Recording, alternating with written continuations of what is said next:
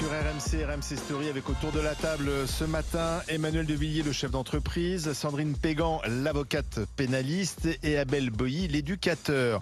Il est temps de recevoir notre invité. RMC face aux grandes gueules. Et aujourd'hui, c'est Mathieu Vallet, le député européen RN. Bonjour. Bonjour. Elon Musk soutient Marine Le Pen car pour lui, c'est le dernier espoir de la France. Vous dites merci à ce soutien, à Elon, ou au contraire, c'est le baiser de la mort? Pourquoi Elon? Vous le connaissez, vous? Moi, je ne le connais pas, personnellement. Écoutez, chacun s'exprime comme il veut. Quand Barack Obama a apporté son soutien à Emmanuel Macron, je pense que peu se sont émus. Donc là, Elon Musk exprime une opinion qui le concerne. On n'a attendu ni soutien ni prise de parole particulière, dont acte, et puis voilà. Vous avez vu la une de Libération ce matin? Une favorable, comme d'habitude, j'imagine. Alors, quand il tape pas sur les flics, il tape sur l'Assemblée nationale. Elle est assez amusante. Je vais la décrire pour ceux qui nous écoutent sur RMC. Donc, en fait, ils ont mis la tête d'Elon Musk avec les cheveux de Marine Le Pen. Ouais. Voilà. Mais c'est l'IA qui a fait ça. Vous dites Barack Obama. Donc c'est ça la une de Libération. Ouais. Non. C'est pas les couteaux les plus aiguisés du terror après, mais bon, c'est pas grave ça. Mais vous êtes fier ou pas alors de ce soutien de Elon Musk? Mais il n'y a pas une question de fierté, il y a une question qu'il exprime une parole comme d'autres peuvent exprimer. Est-ce que Emmanuel Macron il nous parle d'ingérence et il était fier de retweeter, de repartager le soutien de Barack Obama. Barack Obama, c'était quand même le président américain, c'est quand même une puissance étrangère. C'est pas choquant. Non, mais sauf que Elon Musk est le patron d'un réseau social. Oui, Barack Obama était le patron des États-Unis. Non, mais attendez, je termine. Patron d'un réseau social très puissant, X, et que on se dit tiens. Pendant la campagne, est-ce qu'il va mettre ce réseau social au service de la candidature Le Pen? Non, mais je ne savais pas que vous étiez complotiste ou qu'il y a certaines Non, je ne suis pas complotiste, c'est une question. J'en sais rien, c'est une question. Elle est légitime, cette question. Je ne travaille pas chez le réseau X social et je ne peux pas avoir des connaissances en sécurité. Je suis un peu gêné de ce soutien. Ah non, je ne suis pas du tout gêné, non. Je vous donne l'impression d'être gêné. Enfin, vous rentrez dans le vif du sujet, tant mieux, mais moi je suis pas du tout gêné. Et à juste titre, vous auriez pu l'être. Non, mais il exprime ses. Non, mais c'est bon. Enfin, le tribunal médiatique qui vise à dire, il doit dire ça ou pas dire ça. Moi, j'en sais rien. Il dit ce qu'il veut. Enfin, dans une démocratie, chacun exprime ses positions. Quand M. Mbappé a exprimé des opinions politiques contre notre parti, visiblement, il avait le droit de le faire. Pour certains, lui, il exprime des positions. Bon, et maintenant, je travaille pas dans Si Marine Le Pen est élue présidente, il sera invité à l'Élysée? Non, mais d'abord, on va mener une campagne. On va mener une campagne comme si on était à 10%. Et vous savez, les sondages flatteurs ne sont pas les sondages directeurs de notre campagne. Donc, la réalité, c'est qu'on va mener une vraie campagne et on va pas enjamber la présidentielle comme M. Macron l'a fait en 2022. On parle beaucoup des ingérences extérieures, mais aussi des ingérences intérieures. Ce terme a été utilisé par un sénateur, le sénateur Lafont, qui est l'auteur d'un rapport avec d'autres sénateurs, un rapport sur la désinformation en ligne, et il estime qu'il faut créer un observatoire des ingérences intérieures. Alors, il a eu du mal à définir parce qu'il n'avait pas d'exemple concret à donner, mais il dit que ça peut arriver. C'est-à-dire que certains, ici en France, pourraient utiliser leur puissance pour finalement influencer la campagne présidentielle qui arrive. Qu'est-ce que vous en pensez? Est-ce qu'on a besoin de cet observatoire? C'est original de créer encore des agences, des commissions, des observatoires. C'est un nouveau nom pour que les Français ne s'énervent pas et ne s'étranglent pas avec une dépense publique qu'on ne maîtrise plus, 3500 milliards de dettes. Et on a un sénateur qui veut créer un observatoire. Et en plus, il estime qu'il y a des ennemis de l'intérieur en matière d'information. Donc, c'est-à-dire que les gens qui expriment une opinion qui ne sont pas celles de la doxa ou de ce qu'on considère pour nos adversaires comme celle qui doit prédominer, ils vont être censurés, ils vont être poursuivis. En fait, vous vous êtes senti visé par ce rapport? Mais il veut réinstaurer un délit d'opinion. Je pensais qu'on avait quitté le Moyen-Âge. Marine Le Pen s'est exprimée à ce sujet. C'est un délit d'opinion que veut créer ce sénateur d'opinion. D'ailleurs, j'ai vu que M. Retailleau était gêné, puisque Agnès Evren, Agnès Evren, c'est l'une des sénatrices a posé sur la photo. Elle était sur la photo, sur le rapport, et finalement, ils ont fait machine arrière. Donc, moi, je dis simplement que dans une démocratie, c'est le peuple qui est souverain, c'est le peuple qui a le pouvoir suprême, comme disait le général de Gaulle, et c'est pas encore à une commission, à une agence. On a déjà l'Arcom. Donc, je veux dire, au bout d'un moment, faut qu'on arrête de payer des gens qui sont élus par personne et qui veulent fermer des chaînes et des médias. N'a pas de regard sur les réseaux sociaux. L'Arcom s'occupe des télés, elle a déjà suffisamment de regard sur les médias pour parfois fermer des chaînes comme C8 ou s'en prendre à CNews. D'ailleurs, comme elle a plus rien à dire sur les temps de parole, maintenant elle va sur la ligne directrice de rédaction. Néanmoins, sur les réseaux sociaux. Mais attention, monsieur Truchot, demain ça va peut-être être vous. Si la ligne éditoriale que vous portez ne plaît pas à cet observatoire qui serait créé, peut-être que vous allez être fermé également. Parce que regarde aux autres ce qu'ils font aux autres pour voir comment ils se comporteront avec toi. Mais en fait, ce qu'ils disent, c'est que on peut créer, par exemple, veulent créer une agence qui sert à rien, avec un délit d'opinion. Non, mais on peut créer des faux profils la démocratie, et puis voilà. On peut créer des faux profils de masse et essayer d'influencer via un réseau social, une opinion, balancer des fake news, raconter n'importe quoi. C'est un risque ou pas? C'est un risque ou pas? Qui dit que c'est la bonne ou la mauvaise information? Qui est juge de ça? Non mais si on parle de ça serait l'Observatoire. Ah oui, bah d'accord. Élu par qui? Ah voilà, bah d'accord, ok. Donc c'est encore, c'est encore un poste à dépense de pognon avec des gens élus par personne et qui en plus ferait la pluie et le beau temps alors que ils sont légitimes en rien. Donc non, moi je trouve que c'est très dangereux et moi je trouve que les Français sont intelligents, c'est pas des cons. Donc au bout d'un moment, il faut arrêter de les prendre pour des cons et il n'y a pas besoin d'avoir un observatoire ou une agence ou une commission ou ce que vous voulez pour justifier le salaire de gens ou le travail de personnes au Sénat qui visiblement aura d'autres affaires. Ce sénateur, il n'y a pas autre chose à faire que faire des rapports. Il ferait bien de bien rédiger la loi quand on voit que tous les lois qui sortent toquées. La loi anti-casseurs, la loi sécurité globale, enfin je peux vous faire la liste. Hein. Alors, Mathieu Vallée est un homme assez coudu au RN. Moi je voudrais élargir le débat, parce que les gens qui nous écoutent, ils s'attachent maintenant à la prochaine élection. Dans une entreprise, quand il y a un problème, on se réunit, on prend une décision raisonnable. Tous les observateurs apolitiques ont le sentiment que la décision que Marine Le Pen a prise avec l'assentiment de vos cadres n'est pas raisonnable de se présenter à l'issue de l'arrêt de la Cour d'appel qui confirme une première instance, quand bien même... Je rigole parce que je voulais arriver... Quand bien même... Bah, il termine, mais sa condamnation est tout à fait injuste lorsqu'elle va sur le terrain de l'inéligibilité et de tous les ennuis qu'on lui a fait, au-delà de faits établis quant à l'affectation des attachés parlementaires européens. Donc, elle est condamnée injustement, mais sa décision de se présenter n'est pas raisonnable. Et moi, je pense... Pourquoi elle n'est pas raisonnable? Même si vous m'avez souvent mis en cause pour des attaques concernant votre président Bardella, je pense que Jordan Bardella aurait été un bien meilleur candidat que Madame Le Pen, et pour deux raisons corrélées et convergentes. La première, c'est le profil. La deuxième, c'est le programme. Le profil, la nouveauté, Bardella, il est grand, il a de l'allant, il incarnait un nouveau souffle présidentiel. Madame Le Pen, à bien des titres, est assez usée. C'est pour ça qu'on l'aime bien, monsieur Elle est assez usée, et elle risque de se retrouver dans la configuration éternelle d'un second tour très difficile, sauf peut-être face à Jean-Luc Mélenchon. Alors, face à d'autres candidats, s'il vous plaît. Elle a d'autres de grandes difficultés. On a du grand devis pour franchir la barre. Et le programme, tout le programme, il va venir, car Madame Le Pen, avec son ni droite ni gauche, outre de renier le passé de son parti, est enclavée dans un tropisme merveilleux de pêche aux voix des anciens électeurs de gauche, mais qui va la fracasser au second tour de la présidentielle, alors que M. Bardella, lui, avait compris qu'il fallait mettre fin au social-étatisme, tourner le dos au socialisme, faire une forme d'union des droites, et pour moi, il pouvait être élu, et il pouvait même faire le grand chelem, obtenir la majorité absolue à l'Assemblée nationale. Alors, comme je t'apprécie, mon cher Mathieu, ça se tutoie maintenant. Face à tout ce qui s'est passé, depuis 10 jours, face à cette décision qui n'est pas raisonnable, franchement Mathieu, t'as pas les boules? Ah non, j'ai pas les boules du tout, je suis même heureux, ça se voit. Marine Le Pen, c'est notre candidate légitime, mais par contre, Monsieur De Villiers n'a pas honte de rien, mais tant mieux. Hein. C'est un peu un point commun avec la Macronie peut-être. C'est que vous vous reniez pas, ou en tout cas, vous êtes un peu la girouette, parce que j'étais venu ici et vous aviez fait le réquisitoire politique implacable contre Jordan Bardella, reprochant même sa jeunesse, son incompétence, et maintenant vous lui trouvez toutes les vertus du monde. C'était un meilleur vous candidat. Progressez. C'était un meilleur candidat. Le du bac a été pas bon, mais au rattrapage avec moi, vous êtes bon. Il n'a pas plus de diplôme, mais c'était un meilleur candidat. Attendez, Manuel, vous êtes chef d'entreprise. Oui. Vous savez qui c'est, Gustave Eiffel? Il a raté Polytechnique et il a construit le plus beau monument visité dans le monde entier, 7 millions de visiteurs, la Tour Eiffel, qui a 130 ans. Vous voyez, il n'a pas réussi Polytechnique, mais il a fait une carrière de grand génie français. Il a créé aussi la coupole de l'Observatoire de Nice.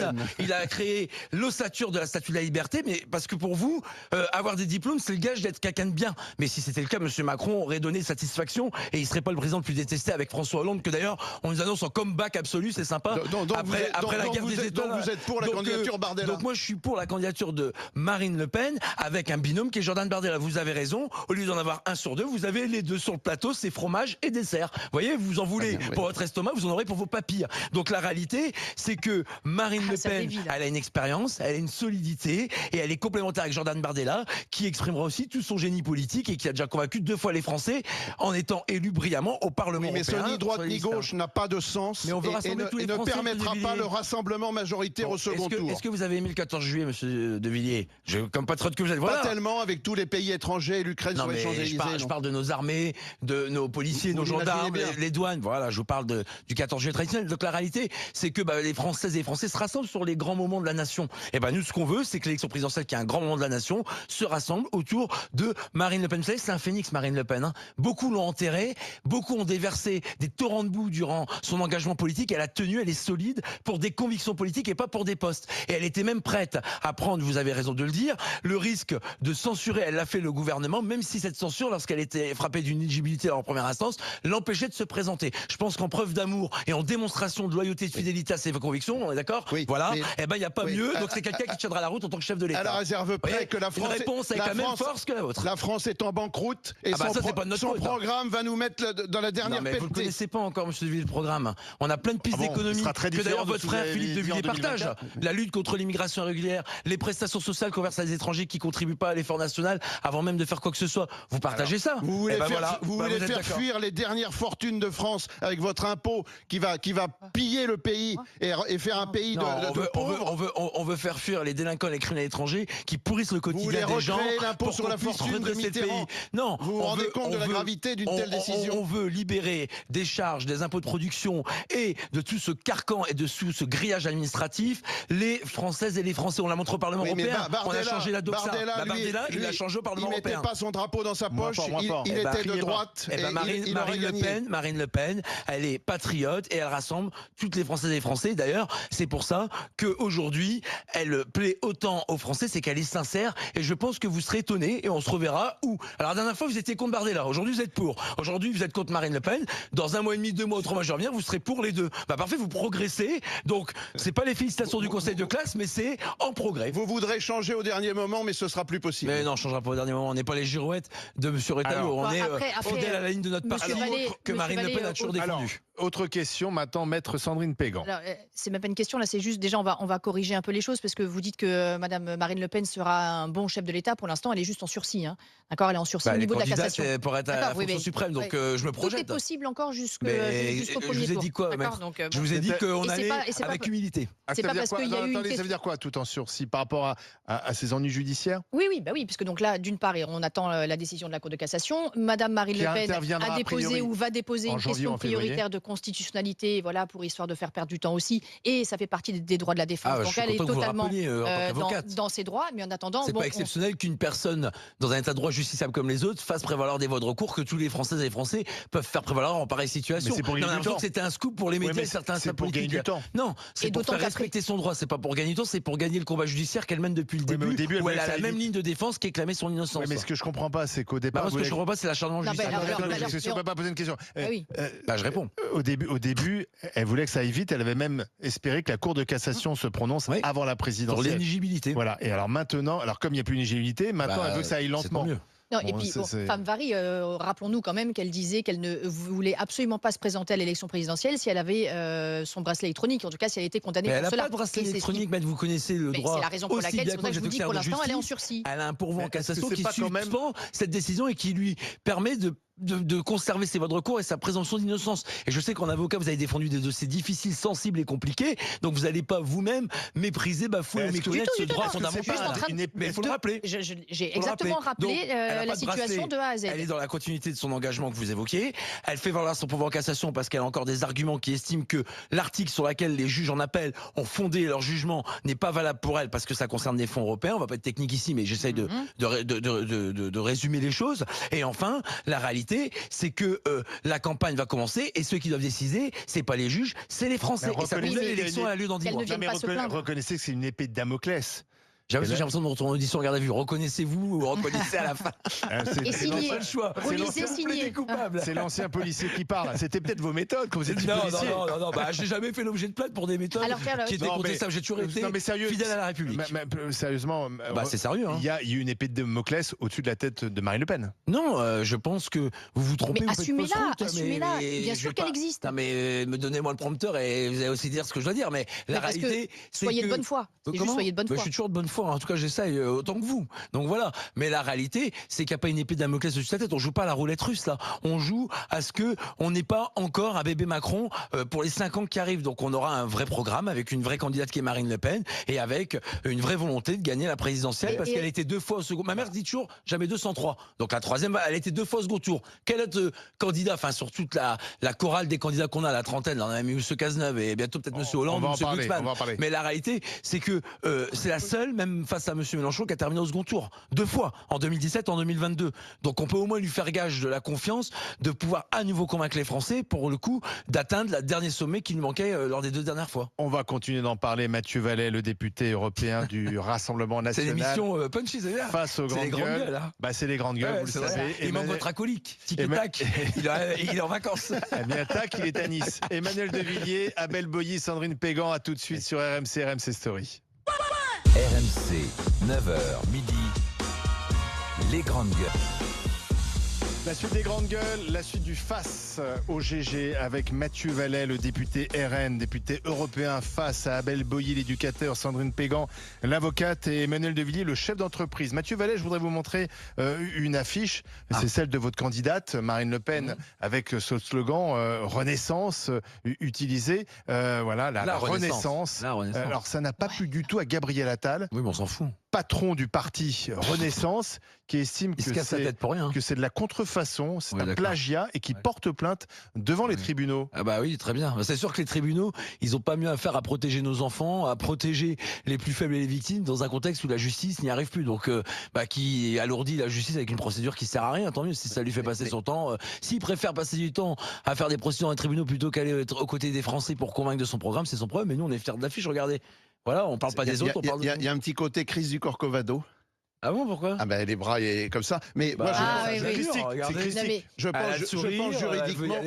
Néanmoins, je pense juridiquement. Ça vous plaît pas, Emmanuel Devilliers, les drapeaux bleu blanc rouge? Si, c'est magnifique. Mais je pense que juridiquement, malheureusement, le parti Renaissance sera probablement fondé. Parce qu'il y a eu un oubli. J'espère que c'est pas le même conseiller juridique que celui qui avait fait pour les attachés parlementaires. Non mais attendez, Emmanuel Devilliers, vous avez vu la Renaissance, pourquoi la période historique de la France, la Renaissance, elle appartient à Emmanuel Macron et à Gabriel Attal. Elle appartient à la Renaissance, c'est même pas Renaissance, c'est la Renaissance. C'est parce qu'on souhaite reconstruire notre pays dans un message d'optimisme. Nous, on dit pas c'était mieux avant et ça sera pire demain. On dit qu'avec nous, on veut que ça soit encore mieux que hier, demain. Non, voilà. S'il y a un souci, vous trouverez un autre nom. Non, pour la France. Je suis désolé, la France, la Renaissance, c'est son histoire, c'est son identité, ça appartient à tout le monde. Il y a personne qui a une opéra ou qui a un petit côté Reborn comme Bernard Tapie avec son bateau. Je sais pas, c'est une époque où j'étais. Non, mais c'est aussi je vais pas vous vieillir, mais non, mais sans lui porter préjudice, parce qu'encore une fois, je considère qu'elle a été injustement condamnée. C'est aussi la Renaissance de Madame Le Pen. Mais alors question d'Abel Boilly. Bonjour, monsieur le député. Bonjour. Il y a une chose que je vous reconnais, c'est que vous êtes un vrai flic de terrain. Vous l'êtes toujours dans le cœur, vous êtes toujours très solidaire de vos frères et de vos sœurs d'armes. Mais il y a quelque chose qui me gêne quand je vous vois défendre votre parti. À la limite, c'est normal, mais la manière dont vous vous mettez en avant, pourquoi? Parce que dans cette histoire des assistants parlementaires, vos frères d'armes, vos sœurs d'armes ont quand même, dans le cadre de leurs enquêtes, mis à jour des éléments qui sont probants, des éléments en tout cas qui laissent susciter des grandes interrogations, notamment beaucoup d'éléments laissés par votre ancien trésorier Valéran de Saint-Just. Et je me dis, pourquoi aller à l'encontre du travail de vos frères d'armes? Et ma question, parce que vous êtes beaucoup allé sur la présidentielle, moi je vais parler en tant qu'éducateur. On parlait du forum BFM pendant la pub. Il y avait Adama Camara sur le plateau et moi il y a un moment qui m'a beaucoup blessé. Vous avez eu un débat, on peut ne pas être d'accord, mais je pense que vous avez fait preuve d'un mépris de classe qu'à un moment vous lui avez dit « j'ai pas de leçon à recevoir de quelqu'un qui a fait de la prison ». Adama Camara, c'est un des meilleurs éducateurs en France. Il a parlé de son parcours, il a fait de la prison parce qu'il a voulu se faire justice d'une manière qu'il ne fallait pas. On peut pas inviter quelqu'un qui n'a pas fait de la prison et qui a réussi dans ses quartiers. C'est pas ce que j'ai voulu dire. Moi je parle c'est ces gens-là que je mets en avant. C'est pas ça, c'est-à-dire que la police c'est la vérité, mais c'est aussi la rédemption quand quelqu'un s'en sort bien. Et Adama Camara, il a prouvé qui s'en sort bien, et j'ai trouvé que cette remarque, parce que vous aspirez aux grandes responsabilités, si Marine Le Pen est élue, j'aspire juste à ce que ma candidate elle soit à l'Élysée pour qu'on mette en place un programme. Oui, mais là on gagne du temps, vous aurez certainement un poste parce qu'elle vous fait confiance. Est-ce que vous regrettez cette remarque ou vous dites je m'en fiche voilà. Moi je parle juste de la remarque. Ne m'embrouillez pas avec des réponses politiques. Dire j'ai pas de leçons à recevoir. J'ai de la société civile, donc on peut pas me faire reproche d'être je l'ai dit au départ. Pas en même temps. Si vous parlez en même temps, on comprend rien. D'abord, si vous connaissez mon parcours, rien ne me prédestinait à être gardien de la paix, officier, commissaire de police. J'ai jamais couru ni après les postes, ni après la gloire ou l'affiche, comme dirait Aznavour. Donc la réalité, c'est que je fais les choses avec le cœur et les tripes. Et je dois rien à personne hormis ma mère qui m'a bien élevé et qui m'a toujours soutenu et qui m'a permis par la méritocratie et l'effort des mamans qui se sont sacrifiées parce que ça vous sortez à chaque fois, c'est comme Darmanin et sa grand-mère. Bah oui, mais c'est bien de rendre hommage aux familles monoparentales parce qu'à force de dire que quand on est élevé seul par sa mère issu d'immigration, grandi dans un quartier, on est un voyou, ça excuse la délinquance par la pauvreté. Moi, c'est des discours que je contrecarre. Et donc ma réponse, c'est que Adama Camara, oui, moi j'aurais aimé que indépendamment du sujet, on peut ne pas être d'accord. BFM invite qui veut, mais on peut inviter dans ces quartiers des jeunes qui deviennent, comme moi, commissaire de police, chef d'entreprise, avocat, magistrat, comme vous également, monsieur De Villiers. Donc j'aimerais bien qu'on donne la parole à des gens qui sortent les doigts et qui vont au bout de leurs convictions, au bout de leur travail, au bout de l'effort et le mérite, pour pouvoir arriver à des postes, à des responsabilités qu'ils ne doivent à personne. Donc vous estimez qu'Adama Camara, c'est un mauvais profil alors. Mais vous me parlez de mes sœurs et mes frères d'armes. Mais là où je pensais... Non, donc pour vous, Adama Camara, c'est un mauvais profil. Non, je dis que c'est un mauvais profil, j'ai dit qu'on pouvait inviter des gens qui n'avaient pas forcément fait de la prison. Voilà. Et quand on vient pleurer sur ces conditions de détention, moi je pleure d'abord sur les conditions de travail des agents pénitentiaires. On va pas faire... Non, mais voilà. Alors, moi là, je pensais que vous alliez évoquer... une invitation sur une chaîne de télé. Mais on parle de... Non, mais il parle des frères d'armes. Oui. Mais vous avez vu que quand vous avez la France Insoumise, y compris le Parti Socialiste, qui mène une cabale contre les policiers et gendarmes sur la loi de présomption de légitime défense qui a été débattue à l'Assemblée avec le soutien de la famille Traoré, ça me choque. Madame Traoré et une grande partie de ses frères, 5 de ses frères ont été condamnés par la justice. Donc une famille qui comprend beaucoup de voyous. Est-ce que c'est le modèle de la gauche et de l'extrême gauche qui se fourvoie dans le jab de Mélenchon, qui pour la présidentielle va expliquer que le problème c'est la police et que c'est pas les voyous, mais on est habitué avec Monsieur Hollande. Il s'était tout de suite agenouillé au chevet de Théo en expliquant que, en tout cas, en ne contredisant pas la thèse de nos contradicteurs policiers qui disaient que les policiers l'avaient violé comme si qu'on avait des policiers qui violaient en pleine rue une personne à Aulnay-sous-Bois dans un quartier où ils font tous les jours de terrain. Oui, mais à la fin la justice elle a dit quoi? Qu'il n'y avait pas eu de viol. Et Monsieur Macron c'est pareil. Donc le père d'Emmanuel Macron politique. Mais là vous n'avez pas répondu à ma question parce que vos frères d'armes dans le cadre des assistants parlementaires. Je les défends face à des familles qui les insultent. Mon sujet c'est pas d'être qui ne respectent pas les vous savez très bien que je suis pas anti-flic. Mais je vous réponds. Mais je pensais que vous alliez commencer par ça. On comprend pas parce que cette affaire tout le monde n'a pas suivi. Alors, l'affaire Traoré, personne n'a suivi. Non, l'affaire que évoquait Abel. Ah oui, parce que je pense qu'elle est assez connue. Elle a fait la une du Times. Mais il faut arrêter avec les conneries. Au bout d'un moment, elle représente personne, sa famille. D'accord, on a compris. C'est pas que je l'aime pas, monsieur. Non, mais on l'a dit. Mais vous parlez de bonne information. Mais pourquoi cette personne a la pignon sur rue? Elle fait des manifestations parfois en bravant les actions des préfets. C'est même pas le sujet en fait. Personne n'a parlé d'elle. Moi, j'ai pas parlé d'un flic et anti-flic. Et ben ça va être le programme. Ça va être le programme de la France Insoumise. Et les socialistes, vous n'avez pas vu la députée socialiste qui a expliqué que c'était des permis de tuer. Cette loi, c'est un permis de protéger pour nos forces de l'ordre. Allez voir Madame Le Pen, demandez-lui de sortir du socialisme, s'il vous plaît. Elle est patriotique et elle a défendu toujours nos policiers et gendarmes. Elle a jamais dit qu'il y a des contrôles aux facettes ou des violences policières. Vous êtes d'accord, ce Villiers? Oui, mais elle nous emmène dans la faillite avec la poursuite du socialisme. Elle nous emmène vers de l'espérance. Le rétablissement de l'impôt sur la fortune, les derniers patrons de France vont partir, il n'y aura plus que des pauvres. Faire l'impôt sur la fortune, ça tombe bien. Vous avez mal lu le programme où on vous a mal informé, j'en sais rien. Bien sûr que vous avez mal lu. Vous l'avez voté déjà au Parlement. Non, on l'a pas voté au Parlement. Si vous pouvez crier un peu moins, parce que je pense que c'est assez fatigant pour les gens qui nous écoutent en radio. Après le fiasco judiciaire de l'affaire Liana, on a vu un Gérald Darmanin qui a accéléré les choses. Il a fait pression sur le parquet pour qu'on examine 70 000 dossiers. Et on s'est aperçu qu'effectivement, il y avait dans ces 70 000 dossiers des dossiers prioritaires qui ne l'étaient peut-être pas, qui vont le devenir, dossiers de pédocriminalité. Et on a mis 675 personnes en prison depuis le 8 juin. Est-ce que vous dites bravo, finalement, le garde des Sceaux, quand il y a une volonté politique, on y arrive, on peut faire bouger les choses, malgré toutes les difficultés de la justice, le manque de moyens, etc. etc. Est-ce qu'il faut faire ça dans tous les services, secouer un peu le cocotier? Non mais c'est une blague, ce Truchot, vous me faites une infographie là, vous voulez me faire encore plus rigoler.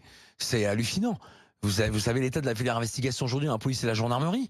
Vous savez qu'il y a des enquêteurs qui ont 400 à 500 dossiers, y compris même des sorties d'école. On a parfois des gardiens de la paix qui obtiennent le bloc, donc c'est-à-dire la formation d'officier de police judiciaire en issue de 12 mois de formation, qui repassent après des formations complémentaires. Et dès qu'ils arrivent, par exemple, dans les quartiers nord de Marseille, je pense par exemple au 14e arrondissement, dans le Merlan, ils avaient tout de suite 500 à 600 dossiers. Comment vous voulez pas écœurer un gardien de la paix qui veut protéger les gens, qui veut interpeller des voyous, qui veut sauver la veuve et l'orphelin, parce que c'est la motivation et l'acte-motif de ceux qui embrassent la carrière d'un policier, de parcours de policier national ou gendarmerie, avec finalement un torrent de procédures qui vous tombe dessus.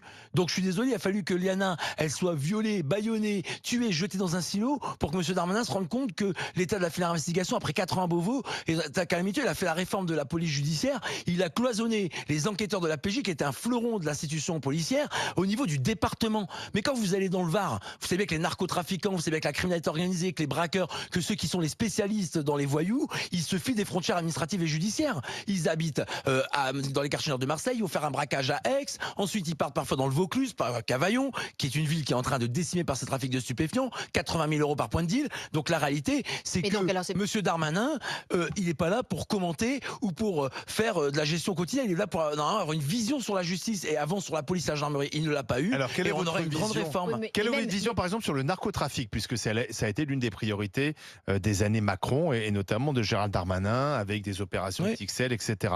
Qu'est-ce que vous allez faire de différent on va pour faire reculer la délinquance autour du trafic de drogue qui ne cesse d'exploser, aussi bien la consommation qui ne cesse de progresser et que le trafic inhérent? On développera les brigades fusées de terrain qui existent déjà.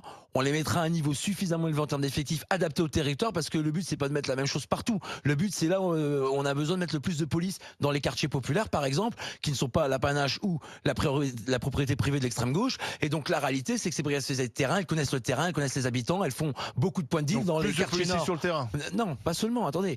Donc ça c'est le premier package. Deuxième package, c'est les procédures. Moi je souhaite qu'une partie des saisies criminelles faites par les agents leur soit destinataire. Je m'explique. Dans la division nord de Marseille, ou même à Vénissieux ou à Villeurbanne, ou même par exemple à Grenoble, qui est aussi aujourd'hui en train de devenir Bogota, la réalité c'est que quand vous avez des policiers qui saisissent des gros bolides, des gros comptes en banque ou des gros biens immobiliers, il faut que l'État leur redistribue une partie, parce que tout travail mérite salaire, et que quand on a du mal à acheter des véhicules, quand on a du mal à les changer parce que les voyous les reconnaissent facilement, quand on a du mal à acheter du matériel pour faire des filatures, des surveillances. Donc on va payer les policiers avec le... Mais non, on va pas payer les policiers avec l'argent des voyous. On va leur donner les moyens avec l'argent des voyous. Oui, vous avez raison. Mais parce que l'État en plus paye mal les policiers. Les saisies sont déjà réattribuées au domaine public. Bien sûr que si, je le fais dans mes dossiers. Quand justement, pardonnez-moi, quand justement dans des dossiers de narcotrafic ou autres, quand il y a des saisies, que ce soit mobilières ou par rapport aux véhicules, ils sont ensuite transmis dans le domaine public. Et ce sont des juges d'instruction qui le font. Et qui conduit ces véhicules qui ont été saisis? Justement, les policiers. Vous savez combien la grâce, l'agence qui recouvre, combien par an elle fait? 1,5 milliard.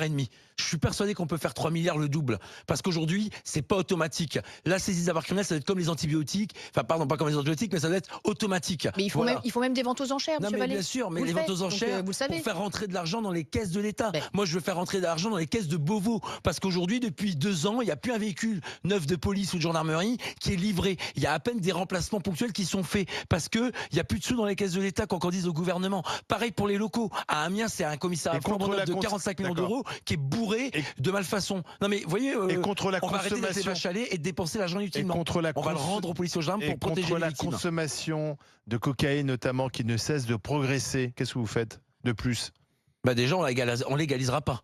Et on dépénalisera pas. Ça, c'est l'apanage de la gauche et l'extrême gauche. Oui, mais moi, je suis député européen. L'Allemagne, les Pays-Bas, la Belgique, l'Espagne, tout le monde rentre dans cette voie-là. Et qu'est-ce qui se passe? Ces pays ont le couteau sous la gorge de la part des narcotrafiquants, narcomafias. Tout le monde sait que ni dépénaliser ni légaliser n'arrangera les choses. Est-ce que des trafiquants qui ne payaient pas de charges, d'impôts, de cotisations sociales et patronales vont le faire le lendemain en gagnant moins? Évidemment que non. Oui, mais là, on voit bien que notre lutte acharnée ne fonctionne pas non plus, puisqu'il n'y a jamais eu autant de criminalité. La grande réforme qu'on portera, c'est que vous avez la Direction générale de la sécurité intérieure qui lutte contre les extrémismes, le terrorisme et les ingérences dans notre pays. On aura son pendant, qui est la Direction générale de la police judiciaire, qui se chargera avec une réforme en profondeur où on associera les syndicats, les policiers et les gendarmes. On ne le fera pas contre eux, ni en les opposant entre eux. On fera une vraie réforme sur 5 à 10 ans qui permettra d'avoir un vrai outil de pilotage. C'est demandé osé mettre par beaucoup de policiers avec qui je discute, et y compris des policiers qui en fait ne veulent juste arrêter de faire du papier et s'occuper des victimes et faire des belles affaires en interpellant les réseaux. Et par exemple les BRI, les brigades de recherche d'intervention qui font à la fois de l'enquête et du terrain, moi je veux qu'on leur donne une prime d'investigation qui soit à la hauteur de leur engagement. Voilà, une vraie prime de spécialité, comme pour les motocyclistes, comme pour les différents secrétaires policiers. Au lieu de donner des primes en chocolat à tout le monde qui chaque année tourne en fonction des chefs de service et des syndicats par rapport au budget qu'on leur donne, on donnera des primes de spécialité. Tu veux la prime, tu passes la spécialité. Au moins c'est objectif. Vous voyez, on a un vrai programme, mais quand on sera dans le cœur du sujet... Ça reste des promesses. Hein. Comment ? Ça reste des promesses. Bah oui, c'est ce que je dis. On supprime les primes qui coûtent un pognon de dingue et on fait des primes de spécialité. Tout sera finançable, tout sera mesurable, tout sera projetable dans le programme et dans les livrets que nous présenterons. Et vous relirez le programme avant. C'est terminé. Merci Mathieu Vallet d'être venu à la table des grandes gueules. Dans un